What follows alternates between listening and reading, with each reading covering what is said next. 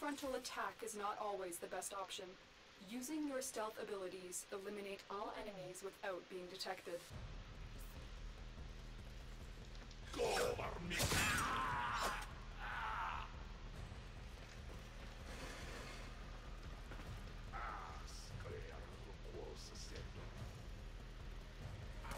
Oh!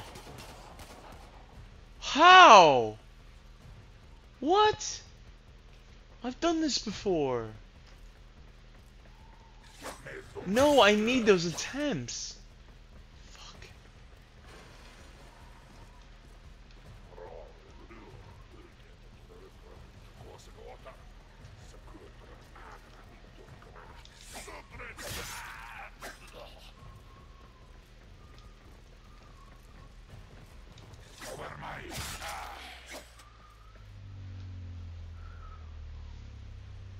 Oh no, I need those attempts.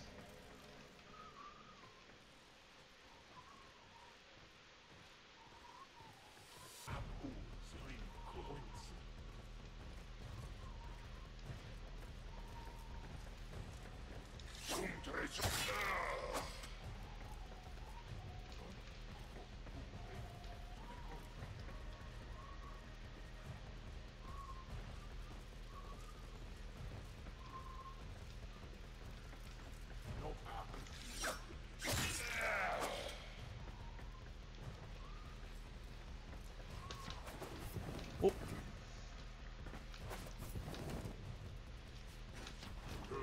Me! No! Rushed it.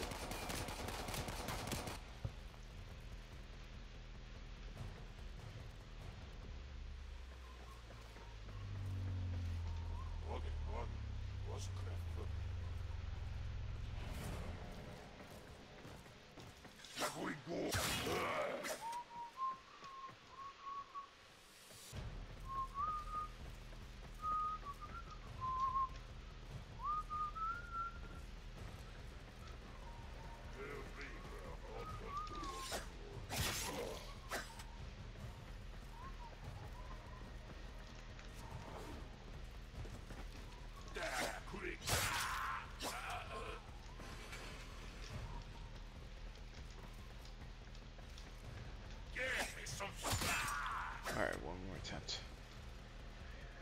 This one's tricky.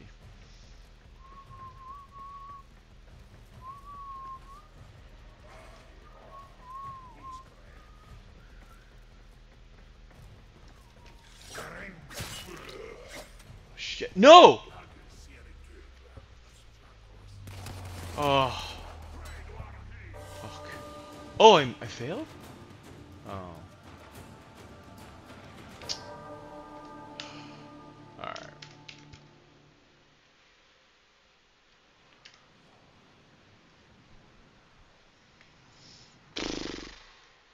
Your habitation segment is complete, and the new room God.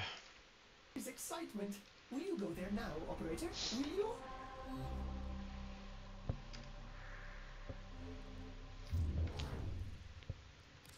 Ugh.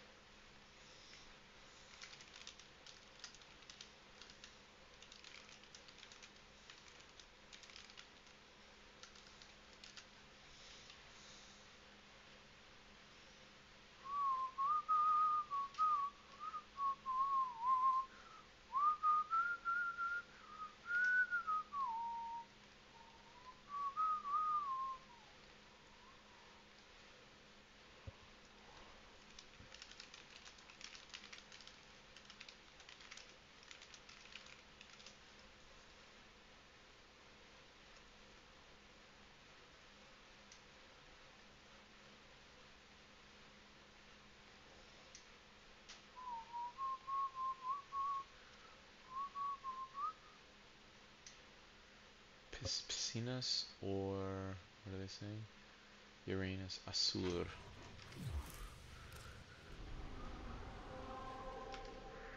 Oh.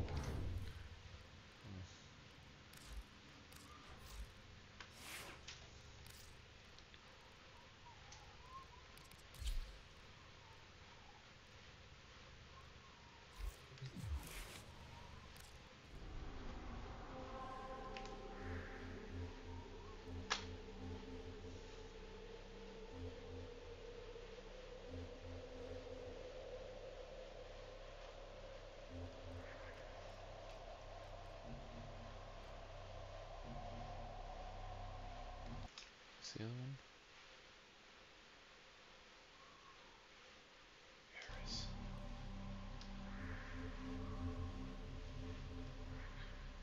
Ooh.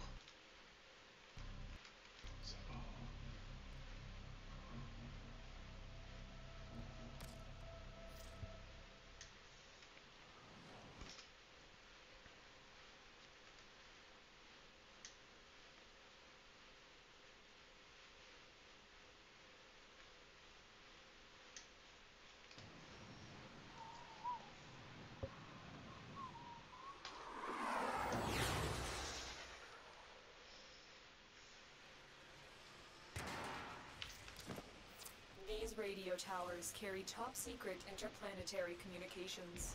You are going to capture the towers and decode incoming messages.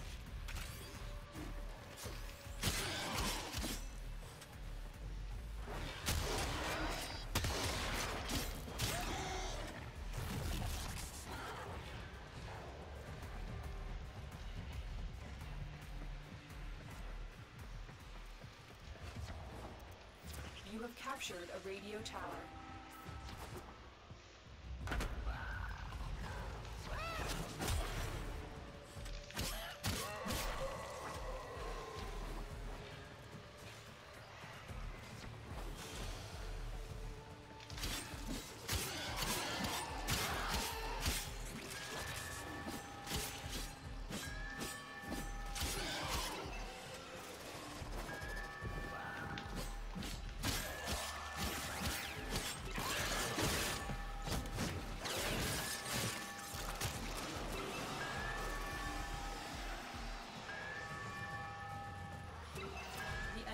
Taken a tower.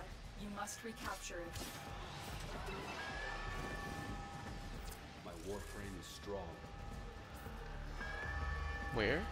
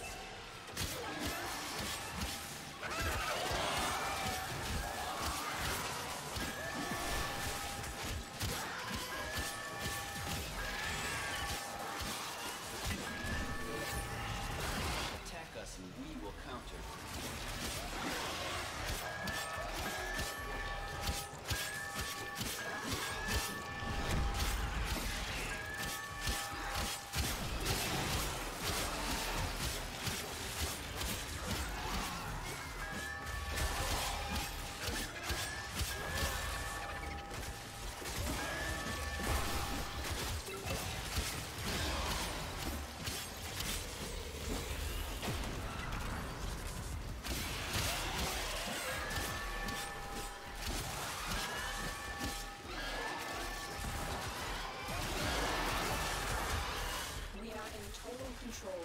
Keep fighting.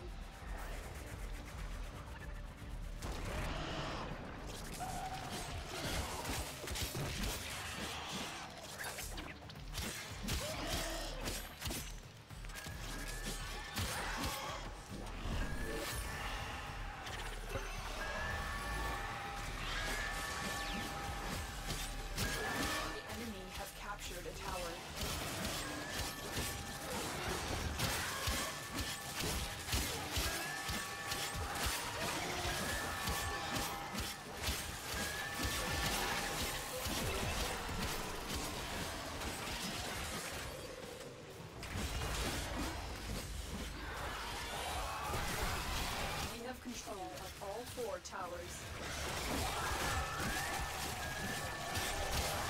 You have successfully decoded the message. Clear the area.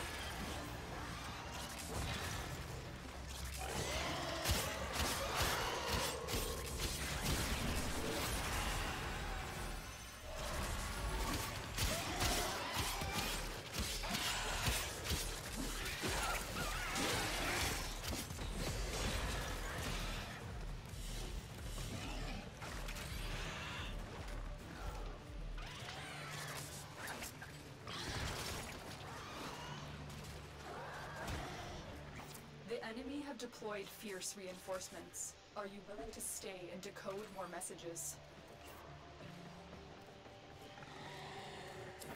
Try and capture another signal. Be careful though. The enemy has surely rallied stronger reinforcements. The data you have collected here today will go a long way in supporting our cause.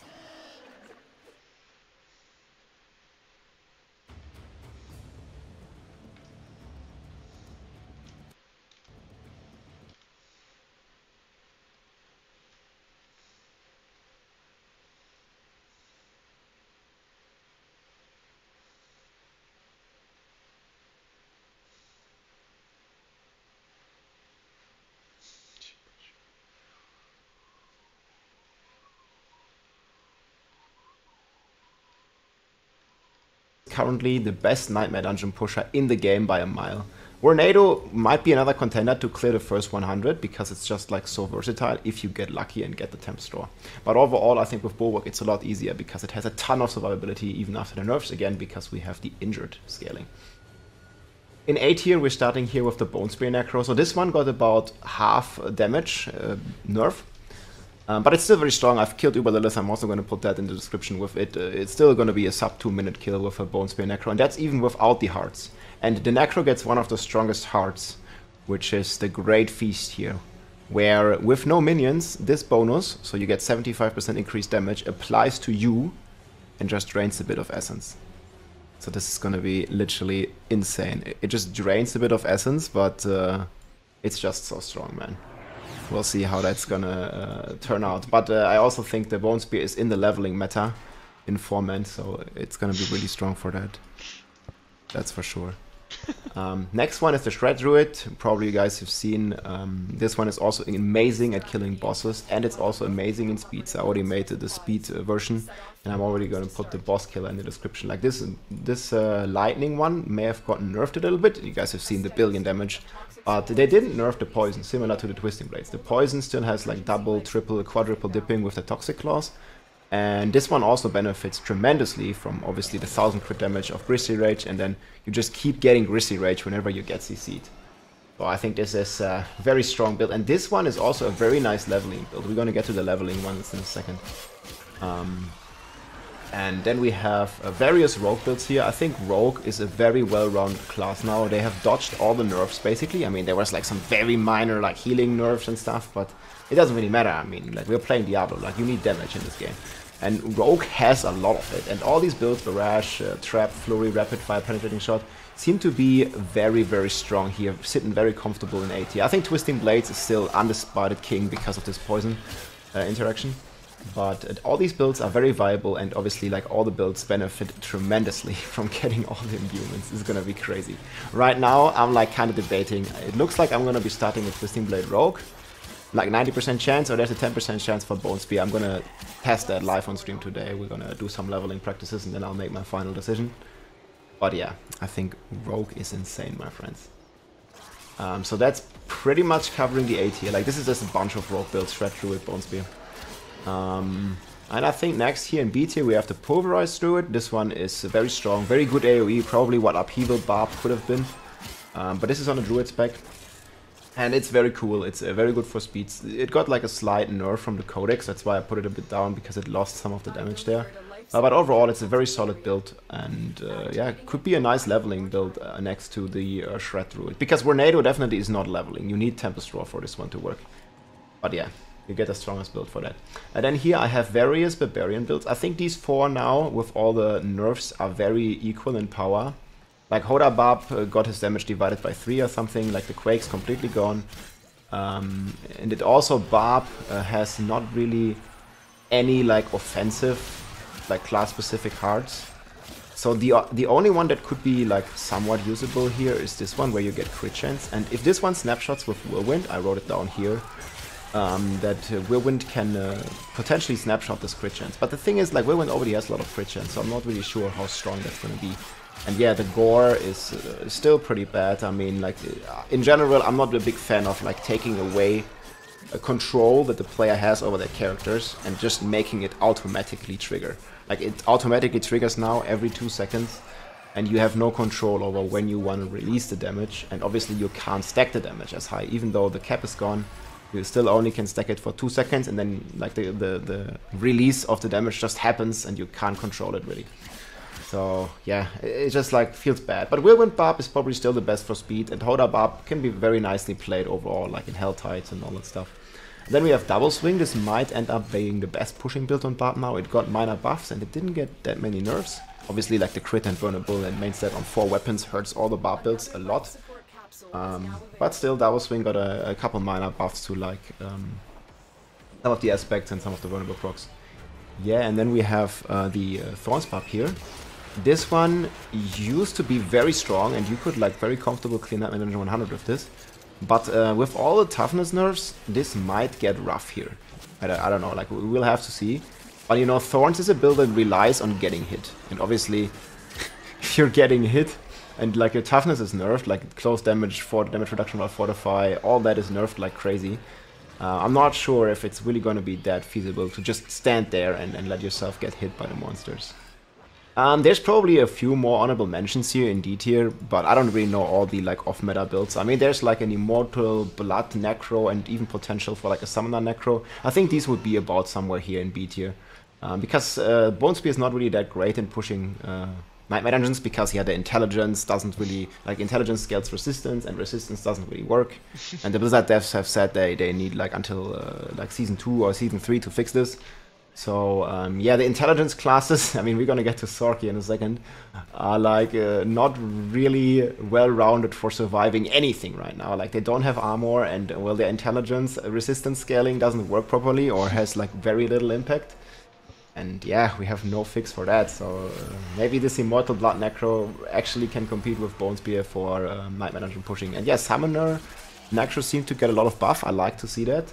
It has to be seen like how strong it's going to be at the end, but I think probably around B tier.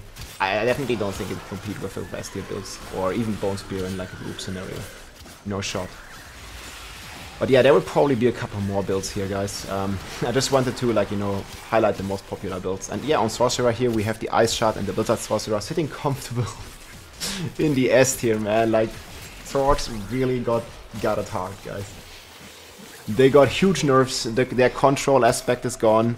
They're obviously suffering from getting all the toughness removed. They're suffering from losing the 750 armor into Skulls, because Sorcerer already didn't have any armor to begin with. And then the Blaze passive also got nerfed, so yeah, Sorcerer, while it is probably good in the leveling experience, it's not really that great anymore. Just for like overall playing, and you'll just be like, you'll be relying on your defensive skills. You have some immortality, but aside from that, man, you'll just die on the Sorcerer. And yeah, I think this is the tier list. Like, top 5 builds, like I said, man. Twisting Blade Rogue, I think, best overall build in the game. We have Vornado, also very, very strong build. It just requires a legendary, unique Tempest Roar to work, so I think Twisting Blades just has the edge here. Then we have Bulwark, the best Nightmare Dungeon pusher in the game. Infinite, crazy toughness with immediate damage reduction. Bone Spear, still one of the strongest builds even after the nerf, because we get a very powerful heart here.